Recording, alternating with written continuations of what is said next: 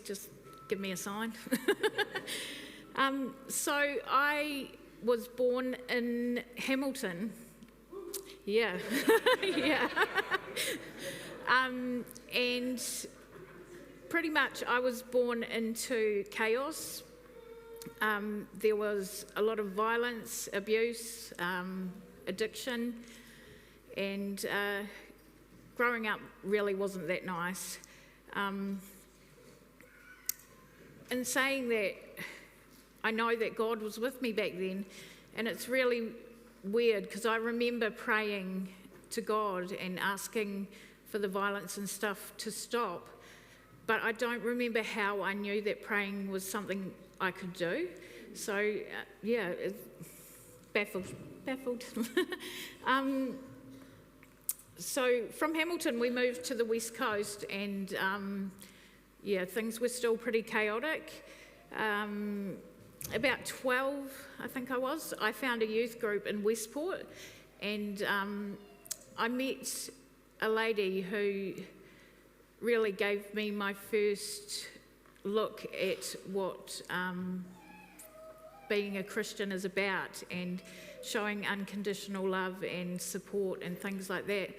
And I really wanted that in my life. So at that time I actually asked God into my heart. And I remember that being a really special moment. And then things sort of went downhill again. I had this idea that to be a child of God, you had to be perfect, and I certainly wasn't perfect.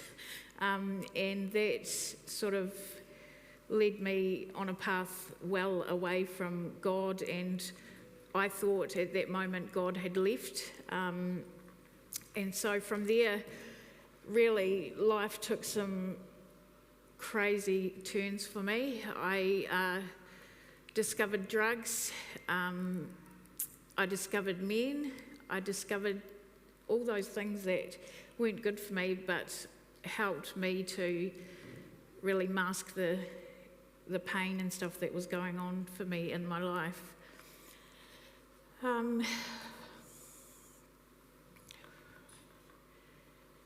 So yeah, there was many years of drugs and alcohol and crazy stuff. But in 2020, my meth addiction had got to the point where it was just uncontrollable, and my life was, not good.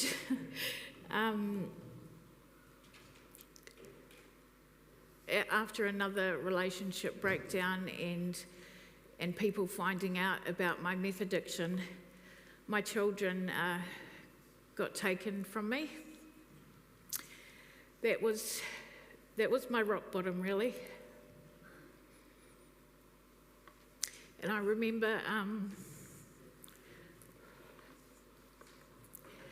remember sitting in my car with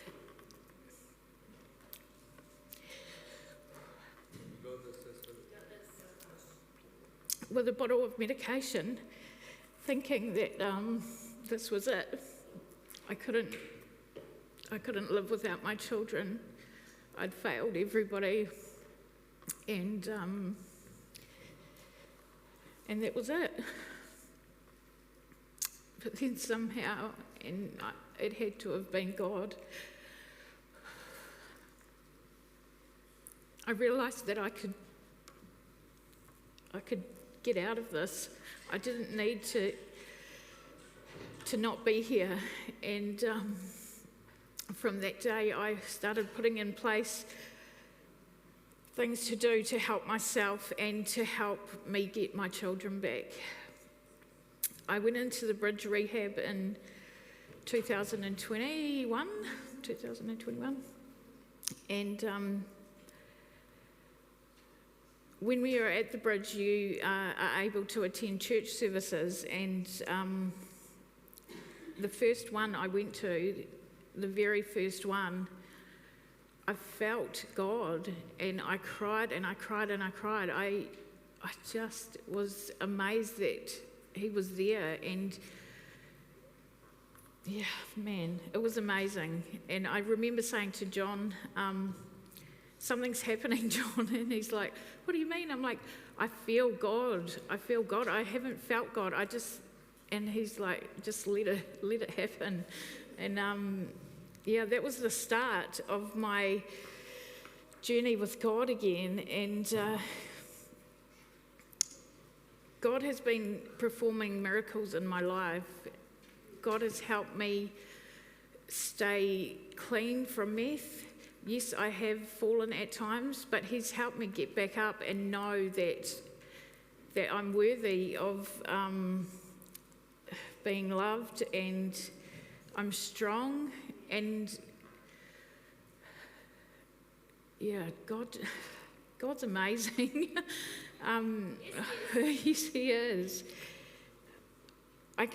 I came to learn that God actually never left, even though I closed this door and thought, no, God doesn't want me.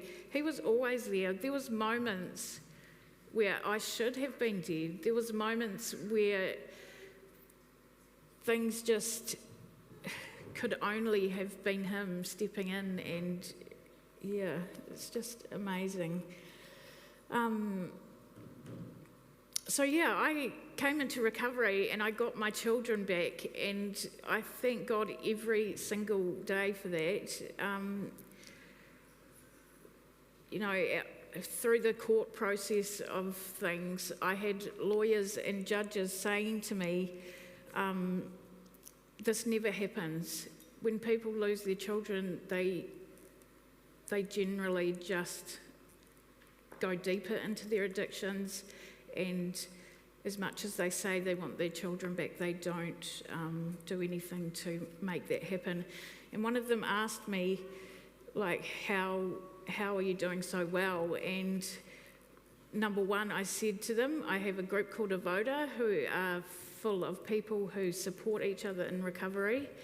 And number two, I have God. And yeah, there was some strange looks about that, but you know, good on them.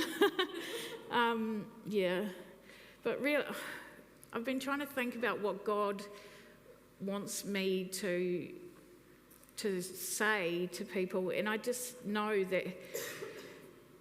that what I need to say is that God is always there, and no matter what you've done, just like the old dude that left his dad and blah blah blah. Sorry, his